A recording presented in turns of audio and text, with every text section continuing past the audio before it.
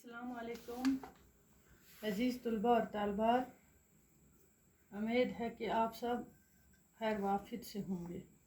प्यारे बच्चों, offline session में आपका फिर से खैर मक़दम। तो आज हम पढ़ेंगे, हमारा आज का मौजू है बुर्ज हामा की तारीख़ी अहमियत।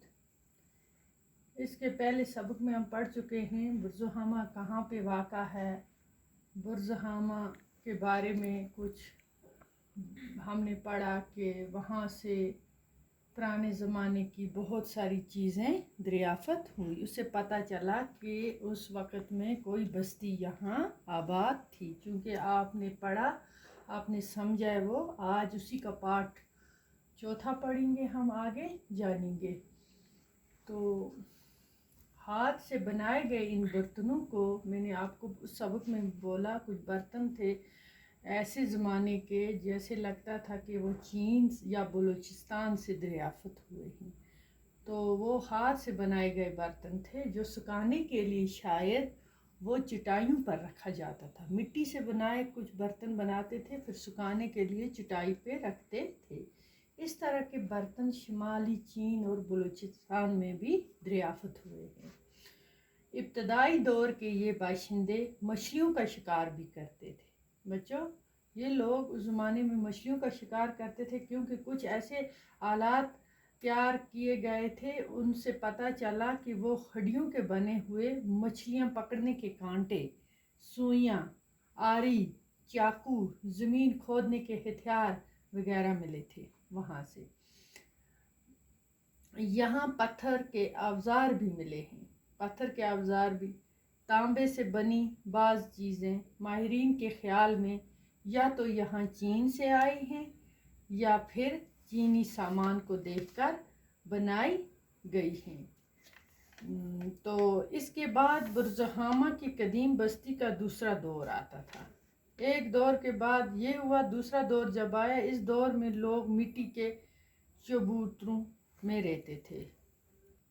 इसके बाद बुर्ज हामा की कदीम बस्ती का दूसरा दौर आता है। उस दौर में ये लोग झोंपड़ियों में रहते थे, मिट्टी के झोंपड़ियों में, मिट्टी के झोंपड़ी में रहते थे।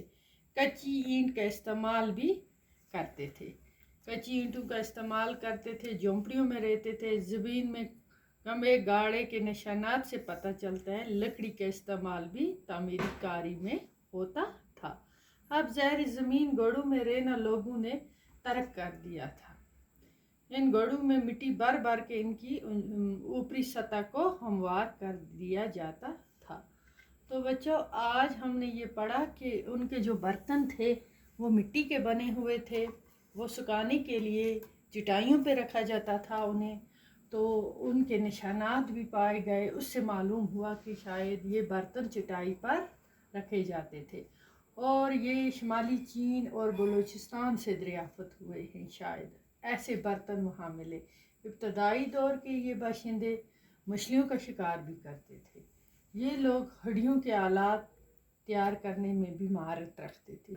हड्डियों के आलात करते थे तैयार, वो भी उनको आता था। यहाँ पर हड्डियों के बने हुए मछलियाँ पकड़ने के कांटे, सुइयाँ और आरी, चाकू, ये सब चीज़ें मछलियाँ पकड़ने के और ज़मीन खोदने के हथियार भी मिले उन्हें।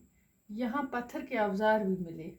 तांबे से बनी बाज़ चीज़ें माहिरीन के ख़्याल में या तो यहाँ चीन से आई थी या फिर चीनी सामान को देखकर बनाई गई हैं। इसके बाद बुर्ज हामा की कदीम बस्ती का दूसरा दौर आता। उस दौर में ये लोग मिट्टी के झोंपड़ों में रहते थे। ठीक है, दूसरे दौर। अब इस दूसरे दौर के बाद हम आगे दूसरे सबक में हम पढ़ेंगे। आज का इतना ही है, आपने समझ लिया होगा मुझे उम्मीद है, और साथ साथ आप याद भी करते होंगे जो सबक मैं आपको देती हूँ। तो आज के लिए इतना काफ़ी है, हमारे पास टाइम कम है। इंशाअल्लाह कल मिलेंगे। खुदा हाफिज़।